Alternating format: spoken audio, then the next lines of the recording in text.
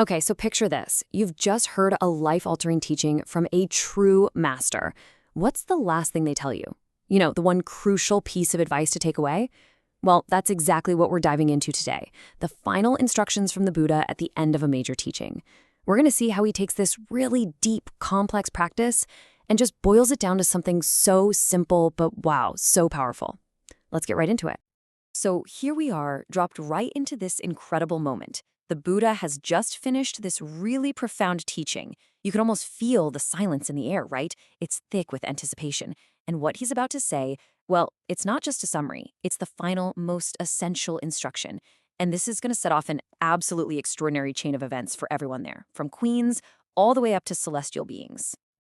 And the very first person to feel this, the impact is immediate, is the main person this teaching was for, Queen Vaidehī. For her, this isn't just about listening to some nice words. No, this is a direct, world-altering vision. So let's take a look at what she and her attendants actually saw. Okay, what's so wild about this is that it all happens in an instant. Boom. It's like this cascade of spiritual breakthroughs. The queen gets a direct vision of the Pure Land, this realm of ultimate bliss. She actually sees the Buddha Amitāyus, the Buddha of infinite light, and his two main bodhisattvas. And this just fills her with this incredible, unprecedented joy. It leads her to this profound awakening. It's called non-arising patience. Now, what does that mean? Basically, it means she gained the wisdom to see reality for what it is, without all the constant chatter and the up and down of our normal thoughts. It's such a powerful realization that right then and there, she vows to be born in that Pure Land. And get this, it wasn't just the queen. Her 500 attendants who were listening right alongside her were also completely transformed. Every single one of them was so inspired that they made what's pretty much the ultimate vow in Mahayana Buddhism to achieve total enlightenment, not just for themselves, but for every single living being. This was way more than just a lecture. It was a collective awakening.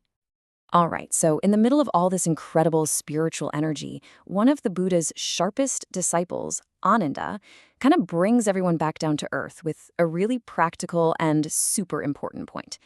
He gets it. He understands that this amazing experience has to be preserved, right? It needs to be made accessible for everyone who wasn't there to see it. Basically, for people like us. And Ananda's questions are so simple, but they're absolutely vital. He's basically asking two things. First, hey, what should we call this sutra? And second, what's the most important part? How do we hold on to the essential method? And this is what makes the Buddha boil everything he just said down to its absolute pure essence. Now, the Buddha's response is fascinating. He doesn't just give the teaching one name, he gives it two, and each name shines a light on a totally different aspect of its power and its purpose. Let's break them down. So on one side, you've got the descriptive name, and it's pretty much what it says on the tin, right? It tells you what the teaching is all about, contemplating the land of ultimate bliss, Amitāyus Buddha, and the bodhisattvas. But then you get the functional name, and this is the one that really makes you lean in. It tells you what this teaching does for you.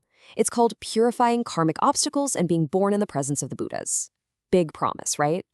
So what in the world does purifying karmic obstacles even mean? Well, think of it like this. It's about clearing away all the junk, all the roadblocks that our past negative actions have created. So this second name is a really powerful promise. It's saying that this practice directly gets rid of those obstacles, and that frees you up to make genuine spiritual progress. Okay, so now we get to the real heart of Ananda's second question. How do we actually do this? Remember, the Buddha has been teaching all these really complex visualization methods, but now he distills everything down to one final core instruction. And honestly, its simplicity is just astonishing. And here it is. This is the core instruction. The Buddha says that the power of this practice is so immense that just hearing the names of Amitāyus Buddha and the two great bodhisattvas can eliminate the negative karma from countless eons of birth and death, just hearing them. And then he adds this crucial line, how much more so if you are mindful of them. So you see, all those complex visualizations are boiled down to this one powerful thing, the simple act of remembering a name. Because in this tradition, a Buddha's name isn't just a label, it's like a direct line. It's a conduit for all their merit and compassionate power. When you hear it or you say it, you're tapping right into that power. And to really drive this point home, the Buddha gives this beautiful, poetic image. Think of a white lotus flower. It grows up through all this mud and murky water, but when it blossoms, it's perfectly pure, totally unstained. He says that's a metaphor for anyone who practices this mindfulness. It doesn't matter what kind of mud you're dealing with, your daily struggles, past mistakes, whatever. Just holding the Buddha in your mind lets your pure nature blossom. You become this rare, beautiful presence in the world. And being this white lotus, well, it comes with some incredible benefits. It lays out a super clear path. First, you're seen as this rare and pure being, recognized for your innate potential. Second, the two great bodhisattvas themselves, Avalokiteśvara and Mahāsthāmaprāpta, who are basically compassion and wisdom personified, they become your closest friends. They're there to personally guide and support you. And finally, your destiny is sealed. You are set on a direct path to enlightenment, destined to be born into the family of Buddhas. It's a huge deal. So, the crucial point, the real takeaway is this. The Buddha wraps up his answer to Ananda by saying that to uphold all these words he's just spoken is to uphold the name of Amitāyus Buddha. They're the same thing. The entire massive teaching, with all its deep visions and incredible promises, it's all packed into that one single, simple act of mindfulness. So how did everyone react to this final instruction, this simple, accessible practice?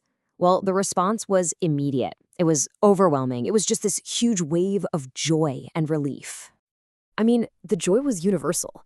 Everybody there, Queen Vaidehī, the Buddha's top disciples like Ananda and Maudgalyana, the entire assembly, even countless celestial beings, everyone rejoiced. They didn't just hear the teaching, They really got it. They accepted it completely. And that widespread happiness is so important because it shows that this simple, powerful practice is for absolutely everyone, no matter who you are or what your background is. And with that, the whole scene comes to a close. The Buddha finishes speaking, and then he just walks on air back to Vulture Peak. Pretty cool exit. And Ananda, true to form, doesn't waste a single second. He immediately goes and retells the entire sutra to the wider public, kicking off this profound teaching's journey through the centuries, a journey that has brought it all the way to us today. So that leaves us with a really fascinating question to think about, doesn't it? This text makes a massive claim that a simple name can be a vehicle for enlightenment, a tool to wipe the slate clean, and the actual key to changing your destiny. And it kind of makes you wonder, in our own lives today, what is the real power of a name?